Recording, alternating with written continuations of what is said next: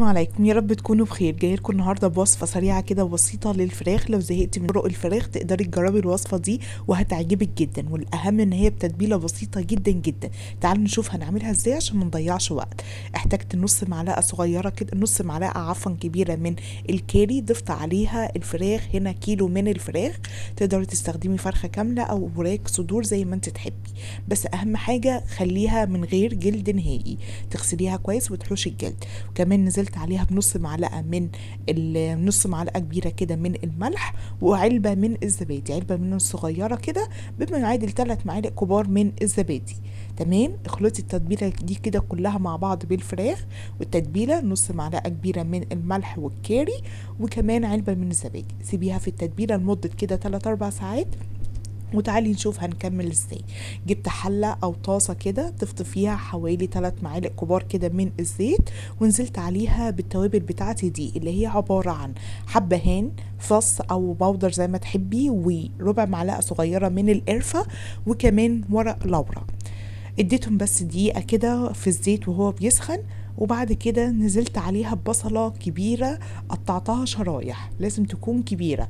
تمام. فضلت اقلبها كده مع البهارات بتاعتي والتتبيلة دي لغاية ما دبلت. اول ما حسيت ان هي هتبتدي تدبل خلاص، اديتها معلقة كبيرة من الثوم المفروم، وفضلت اقلب فيها تاني لغاية بس ما الثوم ياخد لون كده بسيط.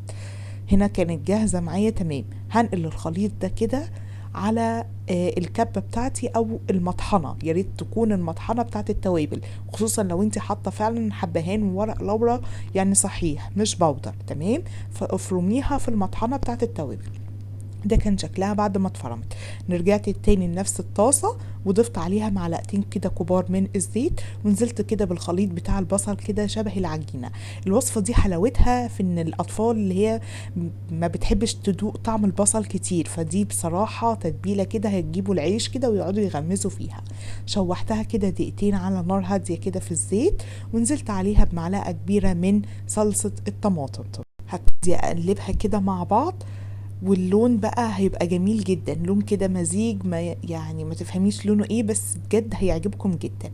ابتديت اقلبها كده تقلبتين كده لمدة دقيقتين على نار متوسطة. تمام.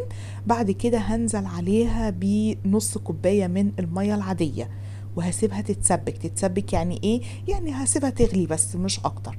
اول ما بتبتدي تغلي هبتدي انزل بقطع الفراخ بتاعتي اللي سبتها في التتبيله. طبعا عايزه تقعديها 3 4 ساعات ماشي، تبيتيها ليله كامله مفيش مشكله. اول ما تبتدي تغلي نزلت بالفراخ بتاعتي بالمنظر ده. طبعا حبايبي مش عايزه اقول لكم وافكركم باللايك. اللايك هيساعدني كتير جدا ان قناتي تكبر، واستحق منكم فعلا بعد مجهودي معاكم اللايك. تمام. ونزلت كمان بباقي التتبيله. تمام. هسيبها تتسبك وتغلي هو زي ما انت شايفه. وبعد كده المكون الرئيسي هنا جميل جدا واللي هيدي نكهه، هو معلقه صغيره كده مليانه من البهارات الهنديه، ونص معلقه صغيره من الفلفل، وزيها كمان من الملح. طب ليه البهارات الهنديه؟ بص، البهارات الهنديه عملتها معاكم في القناه بصراحه، ضمع اكتر من 12 نوع تابل وبهار، حاجه كده ملخص كده البهارات كلها، فانا بحبها جدا. ولو مش عندي بهار معين فعلا بحط البهارات الهنديه دي. هنا بعد ما خدت غلوه كده وقلبتها وهي في البهارات، ضفت كده نص كوبايه من الميه. ما تحاوليش تزودي عن نص كوبايه علشان خاطر ايه، لسه هتنزل ميتها.